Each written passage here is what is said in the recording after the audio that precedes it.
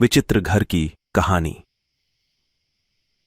एक अजीब और भयानक घर था जो एक सुनहरी छाया में छिपा हुआ था। जब भी रात का समय आता उस घर में कुछ अनोखी घटनाएं होती। पुराने समय के घंटे उस घर की दीवारों से बातें करते थे। सुनहरी चांदनी के बीच एक रात एक युवक उस घर के पास से गुजर रहा था। उसने सोचा कि वहां ठहरने का मौका मिलेगा। वह घर की ओर बढ़ा और उसके द्वार खोले तो वह उसके अंदर खिचड़ी खुशबू महसूस करने लगा। धीरे धीरे उसके मन में आवाजें सुनाई देने लगीं। उसने महसूस किया कि कोई उसके पीछे है, पर जब वह मुड़ा कोई नहीं था। वह धीरे धीरे घर के अंदर बढ़ा, पर घर का माहौल बदलता जा रहा था।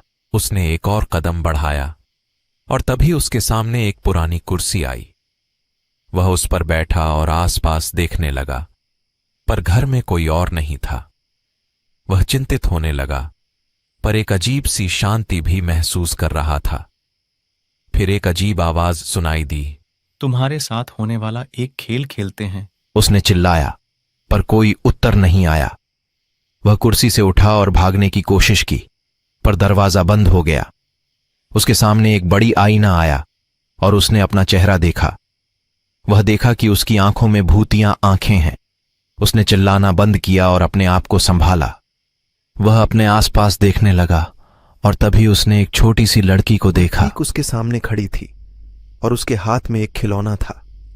उसने सोचा कि क्या यह सब कुछ सिर्फ एक भूल भुलैया है, पैंजन और ठहराव।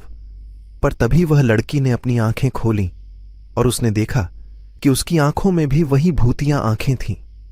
वह डर के मारे अवस्था में था, पर लड़की मुस्कुराई और उसने कहा, चलो खेल खेलते हैं। उसने उसकी ओर दौड़ा, पर उसके पीछे कोई नहीं था। वह अपने आप को बाहर निकलने की कोशिश की, पर दरवाजा फिर से बंद हो गया। वह घबराया, पर फिर उसने सोचा कि वह इसे पूरा करेगा। पैंजन और ठहराव। उसने लड़की के पीछे दौड़ा और जब वह उसे पकड़ने की कोशिश की तो वह एक बड़ी आवाज सुनाई दी। तुम्हारा समय समाप्त हुआ है। उसने उसे आगे बढ़ाते हुए देखा और फिर उसने अपने आप को घबराया हुआ महसूस किया। उसने आवाजें सुनी और जब वह अपनी आंखें खोलीं तो वह उस अजीब और भयानक घर के बाहर था। वह थक गया, पर वह जानता था कि वह उस घर में फिर कभी नहीं जाएगा। और उसकी कहानी सबको सुनाई गई, पर कोई भी उसे विश्वास नहीं करता। पर वह जानता था कि वह सच्चाई थी और वह उस घर की भयानकता को अपने दिल में संजो कर रखेगा।